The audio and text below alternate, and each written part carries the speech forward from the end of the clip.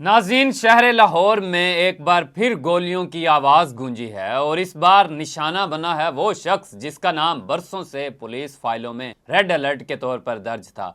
जी हां, तीफी बट हलाक। वही तीफी बट जो कभी अमीर बलाश टीपू के करीब समझा जाता था, जिस पर इल्जाम था कि इसने टीपू के कत्ल की मंसूबाबंदी की और आज एक पुलिस मुकाबले में मारा गया। लेकिन क्या वाकई ये मुकाबला था या एक और मंसूबाबंद खात्मा? चलें तफसील से बात करते हैं और हकायक से पर्दा उठाने की कोशिश करते हैं। नाज़रीन, तीफी बट को दुबई से इंटरपोल की मदद से गिरफ्तार किया गया। दुबई की अदालत ने पाकिस्तानी हुकूमत की दरखास्त मंजूर करते हुए उसे पाकिस्तान के हवाले करने का हुक्म दिया। जराये के मुताबिक जब तीफी बट को पाकिस्तान मुंतकिल किया गया तो सबसे पहले उसे लाहौर के तफ्तीशी सेल में रखा गया, जहां उस पर टीपू कत्ल केस के इल्जामात की तफ्तीश जारी थी। नाज़रीन, जराये कहते हैं कि बट के पास कई बड़े नामों के राज थे, ऐसे नाम जिन्हें अदालतों नहीं बल्कि सिर्फ फाइलों में बंद रखा गया था।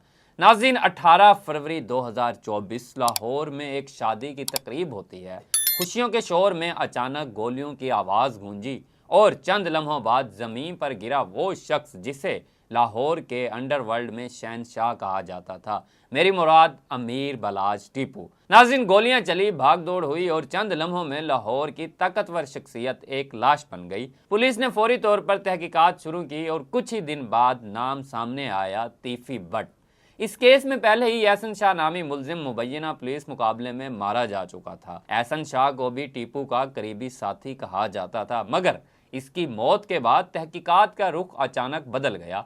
अब आते हैं उस रात पर जिसने लाहौर को एक बार फिर खौफ में मुब्तला कर दिया है। नाज़रीन, जराये के मुताबिक जब तीफी बट को लाहौर से रहीम यार खान मुंतकिल किया जा रहा था, रास्ते में उसके साथियों ने पुलिस वैन पर हमला किया ताकि उसे छुड़ाया जा सके। जराये के मुताबिक फायरिंग के तबादले में तीफी बट को अपने ही साथियों की गोलियां लगी और वो मौका पर हलाक हो गया। पुलिस ने कहा कि यह वाकया थाना कोट सब्जल के करीब पेश आया। एक पुलिस कांस्टेबल नूर हसन जख्मी हुआ, जबकि पुलिस ने इस कार्रवाई को सीसीडी इनकाउंटर करार दिया, यानी क्राइम कंट्रोल डिपार्टमेंट की कार्रवाई। लेकिन कहानी यहाँ खत्म नहीं होती। बट खानदान ने दावा किया है कि यह कोई इत्तफाकिया फायरिंग नहीं थी, बल्कि एक मंसूबाबंद कत्ल था। हमें इंसाफ नहीं, इंतकाम दिया गया है, ये थे तीफी बट के भाई के अल्फाज। जबकि कुछ रिपोर्ट्स के मुताबिक तीफी बट लाहौर के अंडरवर्ल्ड से देरीना ताल्लुक रखता था और कई ग्रोहों के दरमियान ताकत की जंग उसी से शुरू हुई थी। तो सवाल ये है, क्या तीफी बट वाकई मारा गया या मार दिया गया? अमीर बलाज, एहसन शाह और अब तीफी बट, तीनों कहानियां एक दूसरे से जुड़ी हुई, तीनों अंजाम एक जैसे। नाज़रीन, तीफी बट की हलाकत के बाद कहानी खत्म नहीं हुई, बल्कि एक नया बाब शुरू हुआ है। तीफी बट के घर से चीखें, दुआएं और इल्जामात बुलंद हुए हैं।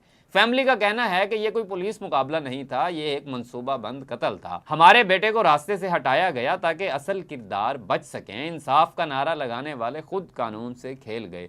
दूसरी तरफ पुलिस का मौकिफ बिल्कुल मुख्तलिफ है। पुलिस के मुताबिक जब तीफी बट को लाहौर लाया जा रहा था, रास्ते में उसके साथियों ने हमला किया। फायरिंग के तबादले में तीफी बट खुद अपने ही साथियों की गोलियों से मारा गया। नाज़रीन, पुलिस ने सिर्फ दिफा में फायरिंग की। अब सच क्या है और झूठ किसका है, ये फैसला शायद वक्त करेगा, या फिर अदालत, या शायद आप यानी अवाम।